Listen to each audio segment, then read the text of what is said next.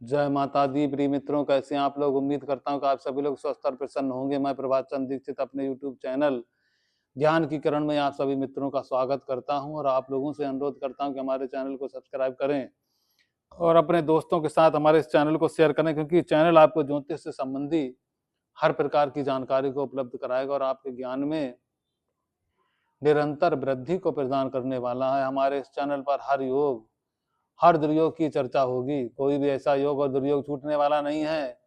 आइए आज बहुत ही महत्वपूर्ण विषय पर बात करने वाले हैं कि आपकी पत्नी का व्यवहार आपके प्रति कैसा रहेगा, वाणी कैसी रहेगी, धन की स्थिति कैसी रहेगी और आप दोनों का सामंजस्य कैसा रहेगा, इस सब का विचार कैसे किया जाता है।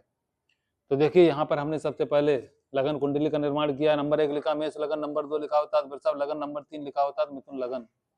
इस प्रकार के आपको समझना है। यहाँ पे नवांश कुंडली का निर्माण किया, यहाँ पर भी नंबर 1 लिखा इसलिए मेष लगन, नंबर 2 लिखा होता तो वृषभ लगन, नंबर 3 लिखा होता तो मिथुन लगन। इस प्रकार से आपको समझ लेना है। अब आइए, ये देखिए नवांश कुंडली है। नवांश कुंडली से पत्नी के बारे में विचार किया जाता है, यानी नवांश कुंडली के द्वितीय स्थान से पत्नी के धन के बारे में विचार किया जाएगा।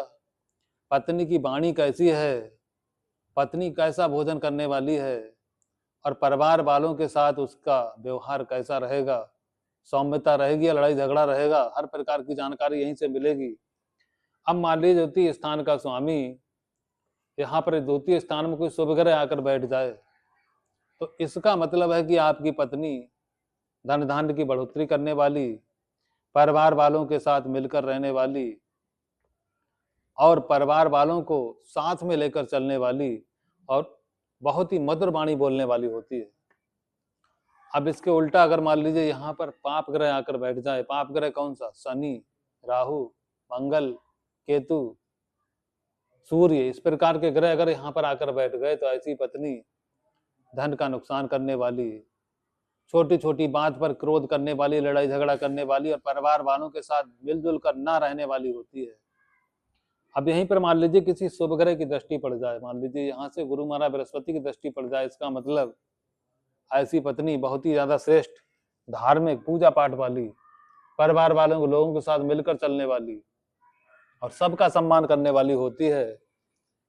अब मान लीजिए द्वितीय स्थान का स्वामी अगर मान लीजिए चतुर्थ स्थान में आ जाए, तो इसका मतलब ऐसी पत्नी के साथ विवाह करने के बाद व्यक्ति के पास भूमि, भवन, जमीन, जायदाद की मात्रा ऑटोमेटिक बढ़ जाएगी, क्योंकि द्वितीय स्थान का स्वामी चतुर्थ में चला गया है। ऐसी पत्नी भाग्यशाली, भूमि, भवन, जमीन, जायदाद से घर को भरपूर करने वाली होती है।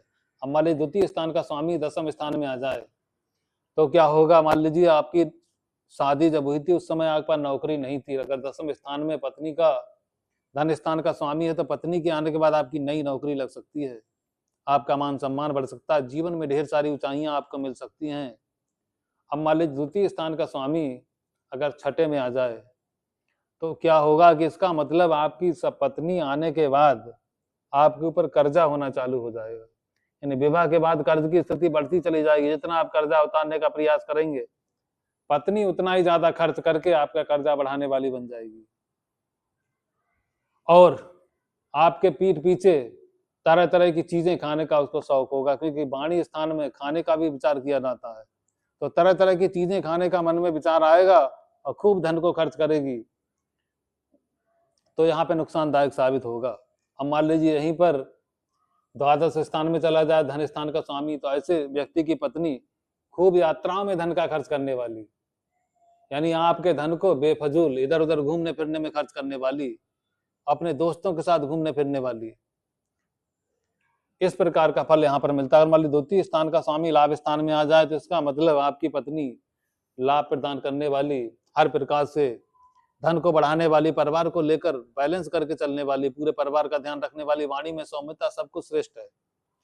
द्वितीय स्थान का स्वामी अगर तृतीय स्थान में आ जाएगा तो ऐसे व्यक्ति की पत्नी धन का नुकसान करने वाली, धन को बार बार खर्च करने वाली, यानी और झूठ बोलने वाली। सबसे मेन बात है कि यहाँ अगर पत्नी का स्वामी यानी धन स्थान का स्वामी तृतीय में आ गया तो ऐसे व्यक्ति की पत्नी झूठ का सहारा लेने वाली और परिवार वालों से कलह करने वाली और पति के माता पिता का ना ध्यान रखने वाली होती है।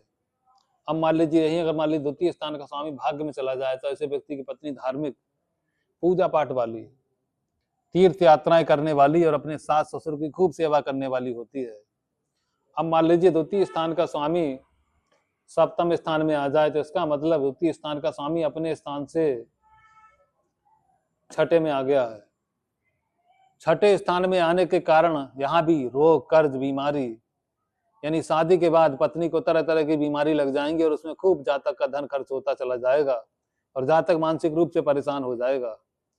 तो इस प्रकार से हमने आपको नवमांश कुंडली के द्वितीय भाव के बारे में बताने का प्रयास किया। अगले वीडियो में बहुत जल्दी आप लोगों से मुलाकात करते हैं। जय माता दी।